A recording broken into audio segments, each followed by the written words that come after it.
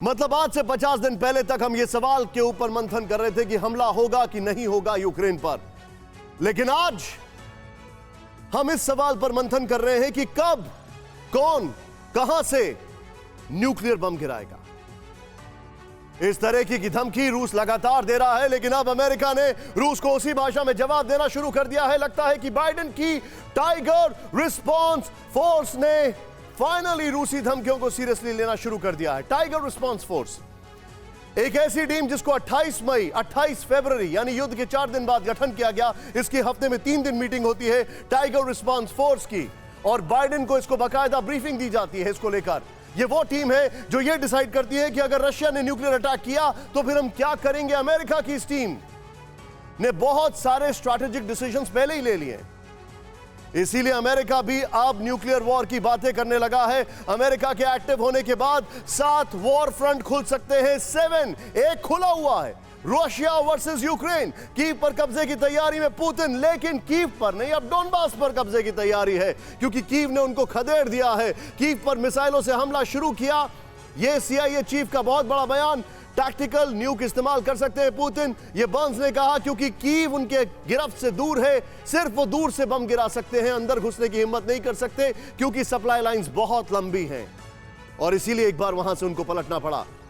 दूसरा war front, America versus Russia, the traditional war front. Ukraine war में रूस की डायरेक्ट एंट्री के संकेत। कीव के दौरे पर जा सकते हैं बाइडेन, लेकिन बाइडेन जो है वो किसी की सुनने वाले नहीं है, क्योंकि जो कि मैंने आपको बताया, करन डी यंग की रिपोर्ट वॉशिंगटन पोस्ट में, रशिया ने इस हफ्ते एक फॉर्मल डिप्लोमेटिक लेटर भेजा है, और उसमें उन्होंने कहा है, यूनाइटेड स्टेट्स को वार्निंग दी है कि यूएस और नेटो शिपमेंट जो है वो बहुत सेंसिटिव है, और ये यूक्रेन से युद्ध में आग में घी का काम कर रहे हैं, और इससे अनप्रिडिक्टेबल कॉन्सिक्वेंसेस हो सकते हैं।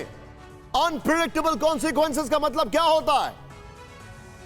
बाइडेन का दौरा नए वॉर फ्रंट को खोलेगा। रूस की पश्चिमी मुल्कों को सीधी धमकी है, हथियार भेजे तो बहुत बुरा अंजाम होगा। अमेरिका ने फिर हथियारों की नई खेप भेजी है, जो कि अब से 4 हफ्ते के अंदर $800 मिलियन की हथियारों की खेप पहुंच जाएगी। 1000 जैवलिन आज ही पहुंचे, और कल पेंटागन ने अपने 8 बड़े डिफेंस मैन्युफैक्चरर, वेपन मैन्युफैक्चरर से मुलाकात की है, जिसमें रेथॉन है, जिसमें लॉकहीड मार्टिन है, जो कि जैवलिन बना रहे हैं, जो कि स्ट्रिंगर मिसाइल्स बना रहे हैं।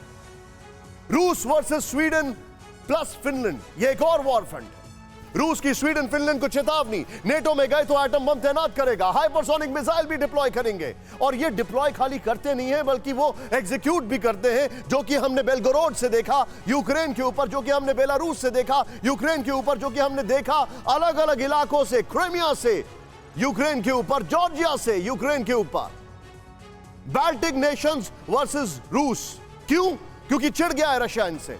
लिथुनिया का रूस को लेकर बड़ा बयान आया। बाल्टिक सागर में रूस के एटम बम मौजूद हैं। लिथुनिया से 100 किलोमीटर दूर एटम बम। बाल्टिक देशों के लिए रूस बड़ा खतरा है, और बड़ा सवाल, होल्ड इट, जो बाल्टिक कंट्रीज हैं वो यूरोपियन कंट्रीज से कहीं गुना ज्यादा हथियार दे रही हैं इस वक्त यूक्रेन को।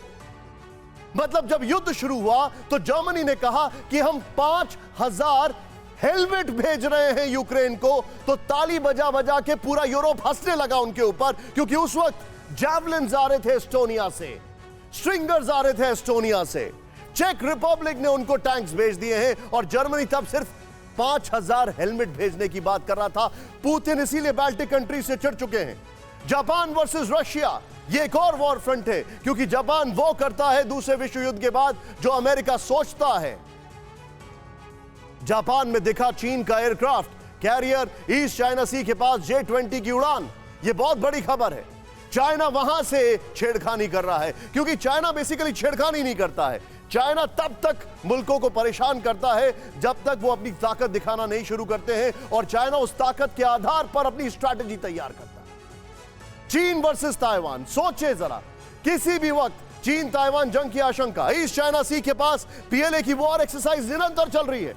एक वॉर एक्सरसाइज बेलगोरोड में, एक वॉर एक्सरसाइज क्रीमिया में, एक वॉर एक्सरसाइज बेलारूस में रशिया कर रहा था, फिर उसने यूक्रेन को अंजाम दिया। यूएस डेलीगेशन के ताइवान दौरे के बीच युद्ध अभ्यास शांघाई से चाइनीज सैनिकों और टैंक्स का मूवमेंट ताइवान को यूक्रेन समझने की गलती ना करे चीन, यह यूएस के एनएसए ने कहा है। लेकिन ये वही एनएसए है ना जो यूक्रेन को सिर्फ इंटेलिजेंस इनपुट दे रहे थे बार बार कि रशिया हमला करेगा, और हमला कर दिया तो उसके बाद बैठ रहे थे और देख रहे थे। और आज हथियार देने में इतनी देर हो गई है कि डोनबास का गवर्नर बोलता है कि वेस्टर्न कंट्रीज ने बहुत देर कर दी। एक और वॉर फ्रंट, और यह वॉर फ्रंट है कोरियन पेनिनसुला में। यहां पर भी निशान है अमेरिका के।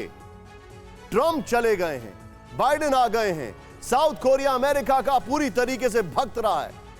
किम जोंग उन ने किया शक्ति प्रदर्शन, न्यूक्लियर टेस्ट करने की धमकी दी। किम जोंग के निशाने पर दक्षिण कोरिया, हम एटम बम का इस्तेमाल करेंगे। किम जोंग की बहन पहले ही कह चुकी हैं। पिछले महीने ही नॉर्थ कोरिया ने आईसीबीएम का टेस्ट किया था। अपने लिए एटमी हथियार चाहता है साउथ कोरिया। यह एक और बड़ी खबर। इस बीच पुतिन की जिद के बीच दुनिया की सबसे डरावनी रिपोर्ट आई है। एटमी जंग में जा सकती है 55 करोड़ लोगों की जान, इस रिपोर्ट में कहा गया है। रूस नेटो में एटमी युद्ध हुआ तो होगा भयानक अंजाम। एटमी जंग के शुरुआती 3 घंटे में ही मारे जाएंगे 21 करोड़ लोग। इंटरनेशनल एटॉमिक एजेंसी का यह दावा है। उसके आंकड़ों के आधार पर यह रिपोर्ट सामने आई है। आपको बता दें कि दुनिया की हर बड़ी एजेंसी न्यूक्लियर थ्रेट को लेकर चौकन्नी रहती है। इस तरह की रिपोर्ट और नुकसान का असेसमेंट होता रहता है। हिरोशिमा नागासाकी को कौन भूल सकता है? अगर एक भी एटम बम चला तो फिर चेन रिएक्शन होगा। न्यूक्लियर पावर्ड मुल्कों में बर्बादी ही बर्बादी होगी। बड़ा सवाल यह है, हर कोई यह कह रहा है कि न्यूक्लियर बम आज तक सिर्फ एक बार इस्तेमाल हुआ है किसी भी कॉन्फ्लिक्ट में, और वो था वर्ल्ड वॉर 2 में। लेकिन दुनिया यह भूल रही है कि रशिया का वॉरशिप आज तक बस एक ही बार गिरा है, और वो भी बहुत पहले, और लेकिन इस बार फिर गिर गया है।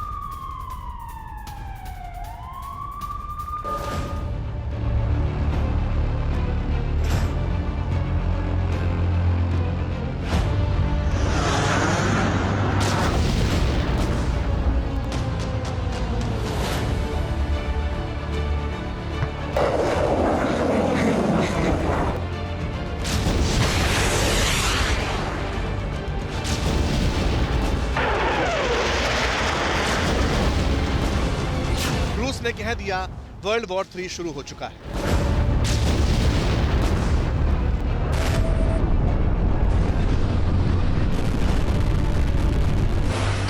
अमेरिका ने कह दिया रूस एटम बम से हमला कर सकता है। सिर्फ एक सीमा तक ही विश्व युद्ध को रोका जा सकता है, उसके बाद परमाणु प्रलय निश्चित है। नाटो ने भी न्यूक्लियर हमले की तैयारी कर ली।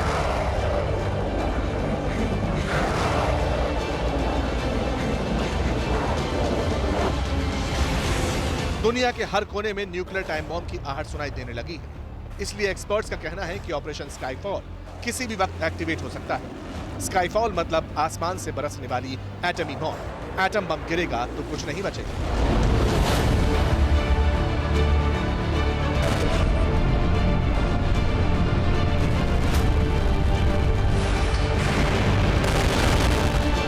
इंटरनेशनल एटॉमिक एनर्जी एजेंसी के साथ यूएन और सीआईए की न्यूक्लियर बम के विध्वंस की रिपोर्ट के आधार पर अमेरिकी सोशल न्यूज एग्रीगेशन रेडिट के यूजर ने डेटा इकट्ठा किया।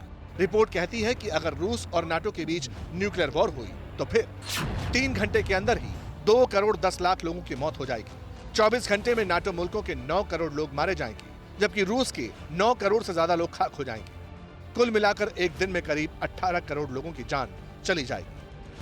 लेकिन सर्वनाश की ये सिर्फ शुरुआत भर होगी। सिमुलेशन मॉडल के आधार पर हमले के 3 फेज बताए गए। पहला न्यूक्लियर वॉर, दूसरा न्यूक्लियर फॉलआउट और तीसरा न्यूक्लियर विंटर। सिमुलेशन के मुताबिक न्यूक्लियर फॉलआउट की स्टेज में करीब 19 करोड़ लोगों की जान चली जाएगी। इसके बाद न्यूक्लियर विंटर की बारी आएगी, यानी रेडिएशन सिकनेस से होने वाली तबाही। रिपोर्ट में दावा किया कि एटमी वॉर के बाद अगले 10 महीने में कुल मिलाकर करीब 55 करोड़ लोग मारे जाएंगे। सबसे ज्यादा कैजुअलिटी रूस, नॉर्थ अमेरिका और यूरोप में होगी।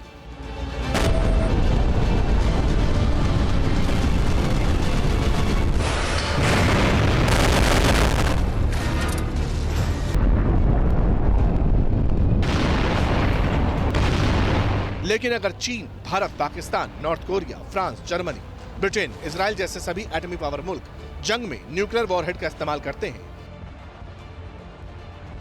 तो फिर इसी सिमुलेशन मॉडल के मुताबिक मरने वालों का आंकड़ा 7 बिलियन यानी 700 करोड़ तक हो सकता है, जबकि दुनिया की आबादी ही कुल 790 करोड़ है। हम आपको बता दें कि न्यूक्लियर साइंटिस्ट ने मरने वालों का यह आंकड़ा हिरोशिमा नागासाकी में हुई मौत के आधार पर निकाला है। जापान में गिराए दोनों एटम बमों की क्षमता और अब जो दुनिया में एटम बम है उनकी क्षमता की गणना भी अलग अलग की गई है।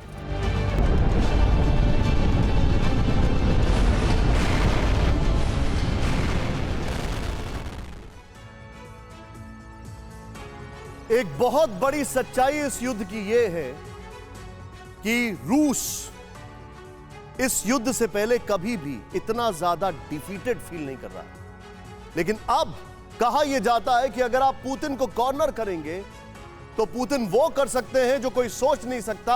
आप मत भूलिए कि सीरिया में पुतिन ने क्या किया था, जब पूरी दुनिया झंडा लेकर आ गई थी कि केमिकल वेपन यूज नहीं हो सकते, सबको पता है क्या किया था। आप मत भूलिए कि 1999 में येल्सिन ने पुतिन को जिम्मेदारी दी, एक बार हारने के बाद दूसरी बार चेचनिया में, और पुतिन ने चेचनिया का क्या किया सब जानते हैं। परवाह देश की, सोमवार से शुक्रवार रात 10 बजे TV9 भारतवर्ष पर।